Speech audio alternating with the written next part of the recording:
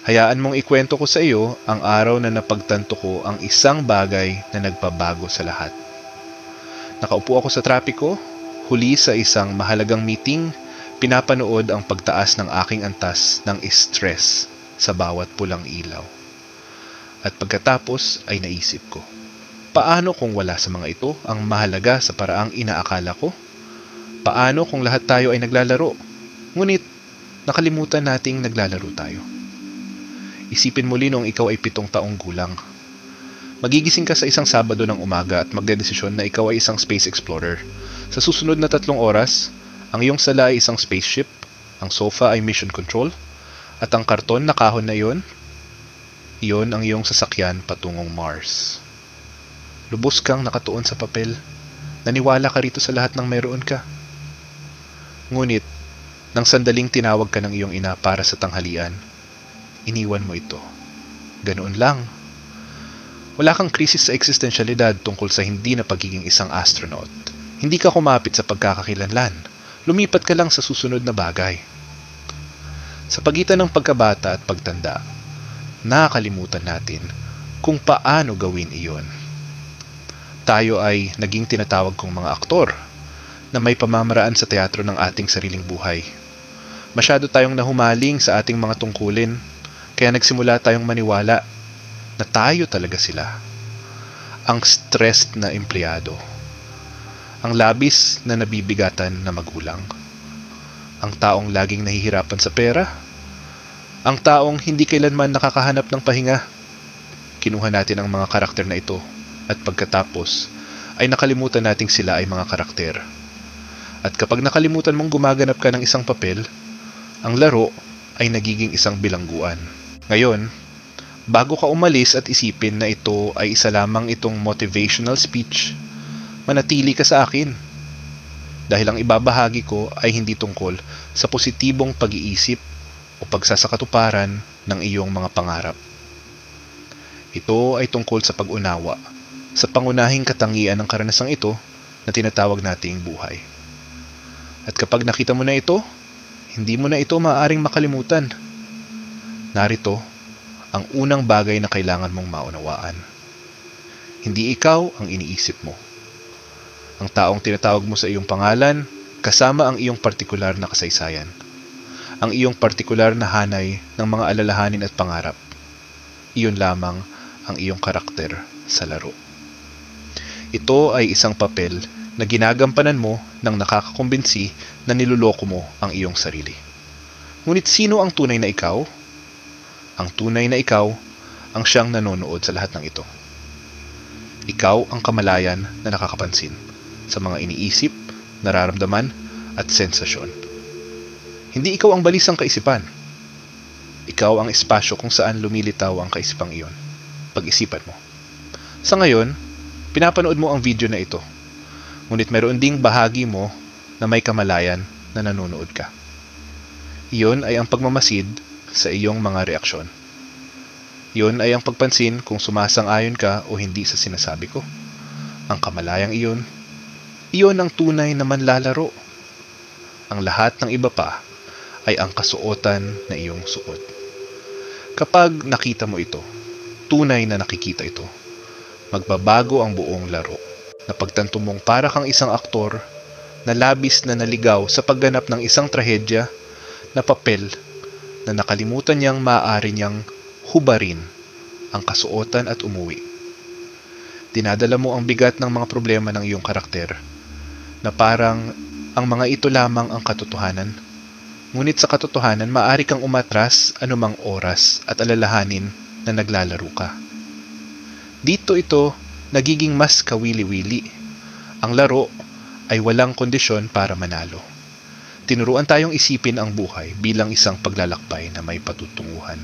Magtapos ng high school, magkolehiyo, kumuha ng karera, maghanap ng kapariha, bumili ng bahay, mag-ipon para sa pagre-retiro.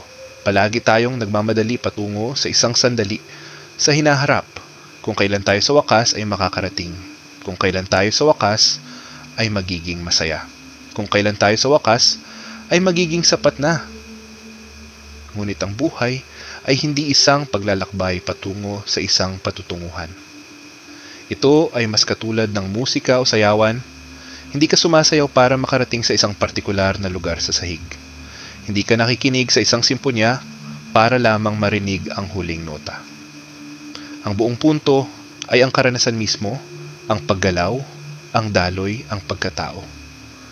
Ngunit karamihan sa atin ay nagmamadali sa ating buhay na parang sinusubukan nating makarating sa ibang lugar. Nagmamadali tayo sa pagkabata upang maabot ang pagtanda.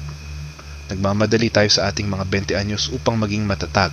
Nagsusumikap tayo sa ating mga kalagitnaang taon upang maabot ang pagreretiro.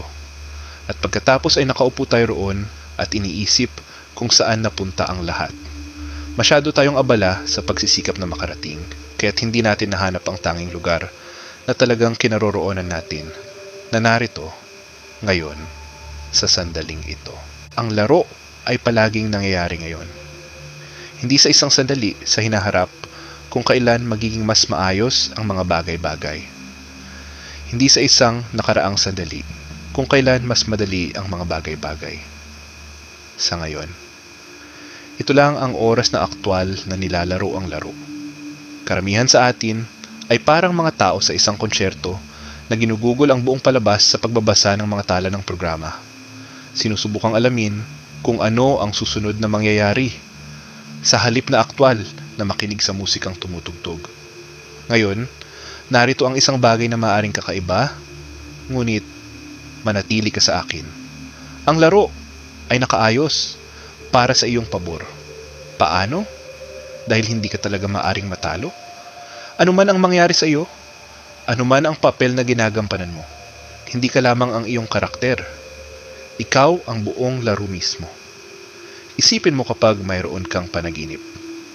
Maaaring tumatakbo ka mula sa isang bagay na nakakatakot. Kumakabog ang iyong puso. Ang takot ay parang totoong-totoo. Ngunit kapag nagising ka, may napagtanto kang isang malalim na bagay. Ikaw ang parehong taong hinahabol at ang bagay na humahabol. Ikaw ang buong panaginip, parehong bayani at kontrabida. Ang tanawin at ang kwento. Lahat ng ito ay ikaw. Totoo rin ito sa totoong buhay. Bawat taong nakakainis sa iyo, bawat sitwasyong humahamon sa iyo. Lahat sila ay lumilitaw sa iyong kamalayan. Lahat sila ay bahagi ng iyong karanasan. Sa totoong kahulugan, ang buong sansinukob na alam mo ay nangyayari sa loob ng iyong kamalayan. Hindi ka isang maliit, hiwalay na nilalang na nahihirapan sa isang masungit na mundo. Ikaw ang mundong nararanasan ang sarili nito sa pamamagitan ng lente ng kung ano ang tawag mo sa iyo. Hindi ito mistikal na kalokohan. Ito ay direktang obserbasyon. Lahat ng iyong naranasan ay nangyari sa iyong kamalayan. Bawat tunog, bawat paningin, bawat kaisipan, bawat pakiramdam. Lahat ng ito ay lumitaw sa iyo, bilang ikaw. Kapag nakuha mo na ang birong ito, at ito ay isang kosmikong biro na may pinakamataas na antas, lahat ay nagbabago. Kapag may pumupuna sa iyo, sa halip na maging depensibo, maaari mong isipin, interesante. Ang sansinukob ay gumaganap bilang kritiko ngayon. Ano ang matututunan ko mula sa pagganap na ito? Kapag nahaharap ka sa isang mahirap na sitwasyon, sa halip na magtanong kung bakit ito nangyayari sa akin, maaari mong itanong, bakit ko ginagawa ang hamong ito para sa aking sarili? Ano ang sinusubukan kong matutunan? Dahil kung ikaw ang buong laro, hindi ka biktima ng mga pangyayari. Ikaw ang mga pangyayaring lumilitaw sa iyong sarili upang gawing kawili-wili ang laro. Ngayon, hayaan ninyong linawin ko ang isang bagay. Hindi ito nangangahulugan na ikaw ay magiging pasibo o walang pakialam. Kabaligtaran pa nga. Kapag alam mong naglalaro ka ng isang laro, maaari mo itong laruin ng may napakalaking kasanayan at sigasig. Maaari kang magmalasakit ng malalim sa iyong mga galaw nang hindi nasisira kung hindi ito gumana ng perpekto. Maaari kang magmahal ng lubusan nang hindi nalulungkot kung ang pagmamahal na iyon ay hindi ibinabalik. Maaari kang magtrabaho nang may sigasig nang hindi nadudurog kung ang iyong mga pagsisikap ay hindi agad magtagumpay. Ang sikreto ay ang pagtugtog gamit ang tinatawag kong magaan na paghawak. Parang pagiging isang musikero ng jazz. Alam mo ang pangunahing istruktura ng kanta, ngunit palagi kang handang mag-improvise. Tumutugon ka sa ginagawa ng ibang mga musikero. Hindi mo sinusubukang pilitin ang musika sa isang mahigpit na pattern. Sumasabay ka sa daloy nito. Sumasayaw ka kasama nito. Karamihan sa mga tao ay lumalapit sa buhay na parang tumutugtog sila ng musikang klasikal na may isang napakahigpit na konduktor na nakatayo sa ibabaw nila. Ang bawat nota ay dapat na eksakto ayon sa nakasulat. Walang lugar para sa spontaneity, walang lugar para sa pagkamalikhain. Ngunit ang buhay ay jazz. Nariyan ang pangunahing ritmo, kapanganakan, paglago, mga hamon, mga pagbabago at kalaunan ay kamatayan. Ngunit sa loob ng ritmong iyon, mayroong walang katapusang mga posibilidad para sa improvisasyon. Narito ang isa sa mga pinakamapagpalayang tuntunin ng laro. Hindi mo kailangang maging pare-pareho. Wala kang obligasyon na maging ang parehong tao na ikaw ay 5 minuto ang nakalipas. Ang karakter na iyong ginagampanan, kasama ang lahat ng mga limitasyon at problema nito, ay hindi isang permanenteng kabit. Ito ay mas katulad ng damit. Maaari mo itong baguhin. Gumugugol tayo ng napakalaking enerhiya sa pagtatanggol sa ating imahe sa sarili. Pagprotekta sa ating reputasyon. Pagtiyak na mananatili tayong pare-pareho sa kung sino ang iniisip natin sa atin. Ngunit paano kung maaari kang maging sino mang pipiliin mong maging sa bawat sandali? Paano kung sa halip na makulong ng iyong nakaraan, maaari mong patuloy na baguhin ang iyong sarili? Natural na ginagawa ito ng mga bata. Isang sandali, sila ay isang prinsesa. Ang susunod ay isang dragon. Pagkatapos sila ay isang race car driver. Hindi sila nag-alala tungkol sa pagiging pare-pareho. Hindi nila iniisip. Ngunit sandali, kahapon ako ay isang prinsesa. Kaya hindi ako maaring maging isang dragon ngayon. Naglalaro lang sila. At narito ang isang bagay na maganda. Bawat taong nakikilala mo ay nakasuot ka ng iba't ibang maskara. Yung kasamahan na nangiinis sa iyo, yung kamag-anak na nagpupumilit sa iyo, yung estranghero na ngumiti sa iyo sa kalye, silang lahat ay iyong sinisiyasat kung ano ang pakiramdam ng pagiging iba't ibang karakter sa malaking dramang ito. Kapag nakita mo ito, natural na lumilitaw ang habag.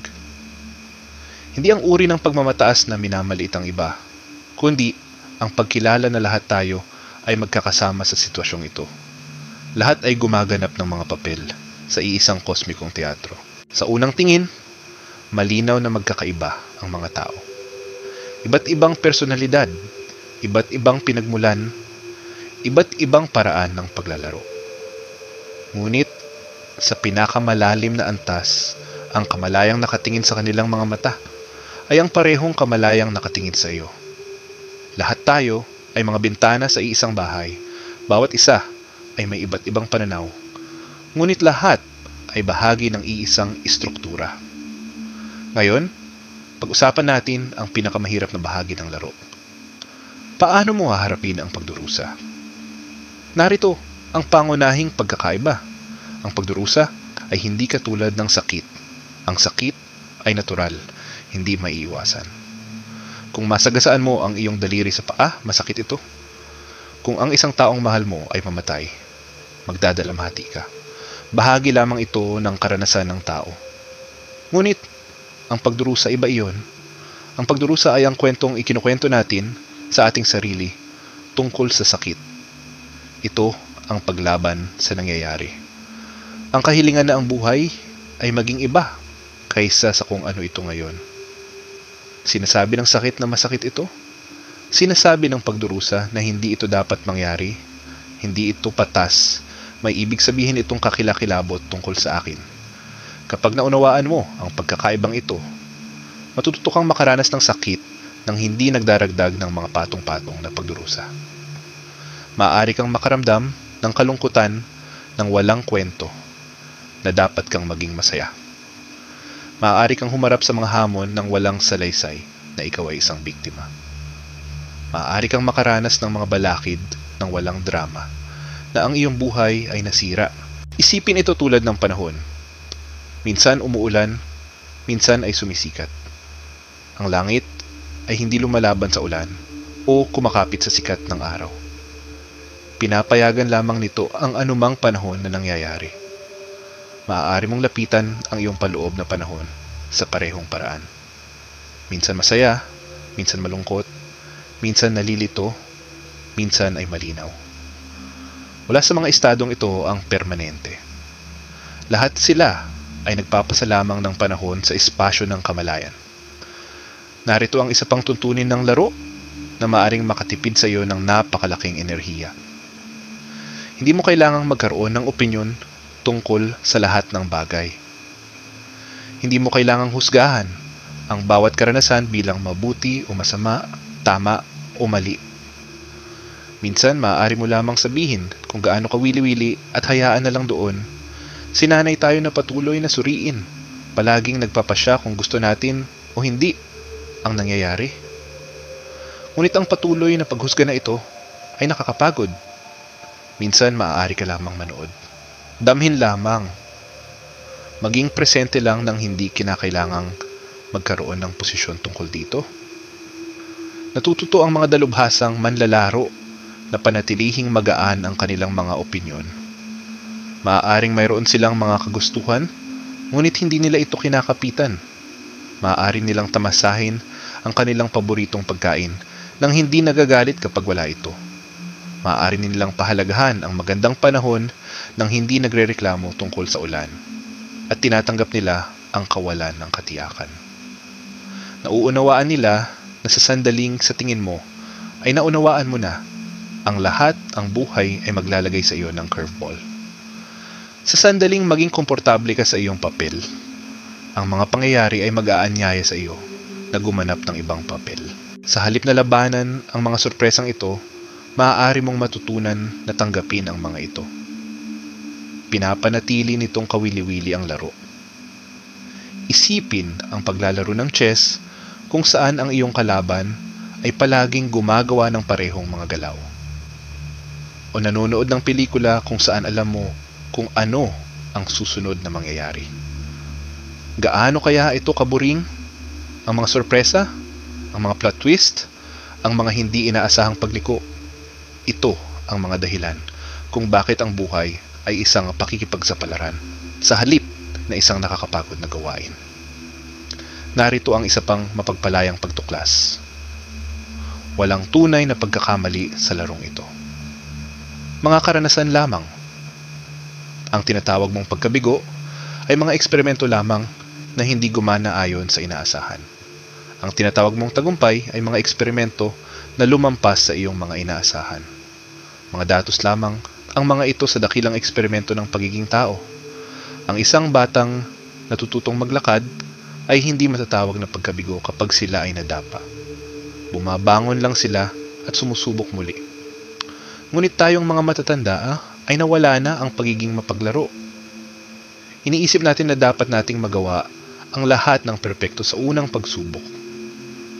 Ginagawa nating ebidensya ang bawat pagkatisod na tayo ay may kakulangan. Paano kung maaari mong lapitan ang iyong buong buhay nang may parehong saloobin na mayroon ang bata sa pag-aaral na maglakad? Paano kung ang bawat pagkakamali ay impormasyon lamang, ang bawat pagkabigo ay feedback lamang? Gaano kagaan ang iyong pakiramdam? Ang pinakamahuhusay na manlalaro sa larong ito ay kadalasang tila pinakamaliit ang paglalaro. Madali silang nabubuhay sa buhay. Hindi dahil wala silang pakialam, kundi dahil natuto silang makipagtulungan sa natural na daloy sa halip na laban dito. Parang pagkakaiba ito sa pagitan ng paglangoy pataas sa agos at paglutang sa agos. Parehong nangangailangan ng kasanayan. Ngunit ang isa ay nakakapagod, habang ang isa ay nagbibigay sigla. Kapag naunawaan mo ang mga agos ng buhay, mas marami kang magagawa ng may mas kaunting pagsisikap. Hindi ito nangangahulugan ng pagiging tamad o pasibo. Nangangahulugan ito ng pagiging matalino kung kailan kikilos, at kung kailan maghihintay, kung kailan mapipilit, at kung kailan susuko. Tulad ng tubig na dumadaloy sa paligid ng mga bato sa isang sapa. Hindi nilalabanan ng tubig ang bato. Dumadaloy lamang ito sa paligid nito. At sa paggawa nito, unti-unti, sinisira nito ang bato. Ang isa pang mahalagang kasanayan ay ang pag-aaral na gumanap ng maraming papel ng sabay-sabay nang hindi nalilito. Ikaw ay isang magulang, isang profesional, isang kaibigan, isang estudyante, isang guro. Ang bawat papel ay may sariling mga kinakailangan, sariling paraan ng pag-iral. Ang mahusay na manlalaro ay gumagalaw ng maayos sa pagitan ng mga papel na ito nang hindi nawawala ang kanilang sentro. Karamihan sa mga tao ay nagkakamali sa pagsisikap na maging ang parehong tao sa bawat sitwasyon. Iniisip nila na ang pagiging tunay ay nangangahulugang hindi kailanman nagbabago. Ngunit ang tunay na pagiging tunay ay ang pagiging angkop sa bawat sandali, bawat relasyon, bawat konteksto. Ngayon dito, nagiging tunay na mahiwaga ang laro. Ang mga patakaran ay hindi nakapirmi. Karamihan sa mga laro ay may mahigpit na mga patakaran na dapat sundin ng lahat. Ngunit, ang laro ng buhay ay mas katulad ng collaborative improvisation kung saan ang mga patakaran ay nagbabago habang naglalaro ka. Ang iyong mga pagpipilian, ang iyong mga saloobin, ang iyong mga paraan ng pag-iral ay talagang nakaka-impluwensya kung paano magbubukas ang laro para sa iyo. Kung lalapit ka sa buhay ng may takot at paghihinala, may posibilidad kang makaharap ng mga sitwasyon na nagpapatunay sa iyong mga takot. Kung lalapit ka rito ng may kuryosidad at pagiging bukas, may posibilidad kang makahanap ng mga pagkakataon. Kung gaganap ka bilang biktima, makakahanap ka ng maraming taong handang gumanap bilang kontrabida. Kung gaganap ka bilang tagalikha, matutuklasan mo ang iyong sariling kakayahan na magdulot ng mga bagong bagay. Hindi lamang ito positibong pag-iisip. Ito ay pagkilala na ang kamalayan ay hindi pasibo. Ang iyong kamalayan, ang iyong atensyon, ang iyong mga pagpipilian ay mga aktibong sangkap sa paglalahad ng iyong karanasan. At narito ang isa sa mga pinakamagandang aspeto. Lahat ay maaaring manalo, ngunit hindi sa paraang karaniwan nating iniisip na manalo. Ang karaniwang ideya ay kinabibilangan ng pagkatalo ng ibang tao. Ngunit sa kosmikong larong ito, ang iyong tagumpay ay hindi nangangailangan ng pagkatalo ng sinuman. Kapag tunay kang masaya, hindi mo pinapahirapan ng iba. Binibigyan mo sila ng inspirasyon. Kapag tunay kang mapayapa, hindi ka lumilikha ng alitan. Tinutulungan mo ang iba na matuklasan ang kanilang sariling kapayapaan. Kapag ikaw ay tunay na iyong sarili, hindi mo minamaliit ang iba. Hinihikayat mo silang maging sila rin. Kaya naman, ang mga maestro, ang mga tunay na mahuhusay na manlalaro, ay kadalasang tila naglalaro ng ibang iba. Hindi sila nakikipagkompetensya. Hindi sila nagsisikap na patunayan ang kahit ano. Naglalaro lang sila para sa purong kasiyahan ng paglalaro. At kahit papaano, lahat ng nakapaligid sa kanila ay nagsisimula ring maglaro ng mas mahusay. Hayaan ninyong ibahagi ko ang isang pangwakas na tuntunin, marahil ang pinakamahalaga. Ang laro ay hindi talaga natatapos. Ang tinatawag nating kamatayan ay pagpapalit lamang ng mga kasuotan, pagpapalit ng mga papel, pagpapalit ng mga tanawin. Ang manlalaro, ang tunay na ikaw, ang kamalayan na nanonood sa buong pagganap na ito, ay nagpapatuloy. Kapag tunay mong naunawaan ito, binabago nito ang lahat. Titigil ka sa pagiging desperado na kumapit sa iyong kasalukuyang papel. Titigil ka sa pagiging takot sa pagbabago. Napagtanto mo na hindi ka lang naglalaro sa laro. Ikaw ang laro mismo na naglalaro. Ginalugad ang walang katapusang mga posibilidad sa pamamagitan ng hindi mabilang na mga karakter at kwento. Kaya narito tayo. Sa susunod na matagpuan mo ang iyong sarili na masyadong sineseryoso ang buhay, tandaan ang ating napag-usapan ngayon. Hindi ka isang nahihirapang individual na nagsisikap na mabuhay sa isang masungit na universo. Ikaw ang universo mismo na naglalaro sa pagiging isang individual. Paggalugad, kung ano ang pakiramdam ng tila nahihirapan, tila nagtatagumpay, tila nabibigo, tila nanalo. Puro laro lang, puro sayawan, puro musika. At kayo ang kompositor at ang kanta, ang mananayaw at ang sayaw.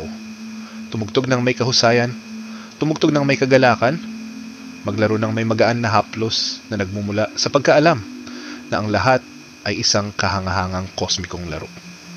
At tandaan, sa larong ito, lahat ay magiging panalo dahil lahat ay ikaw at ikaw ay lahat. Ang laro ay hindi natatapos. Nagbabago lamang ito ng anyo. At kay gandang laro na nga nito.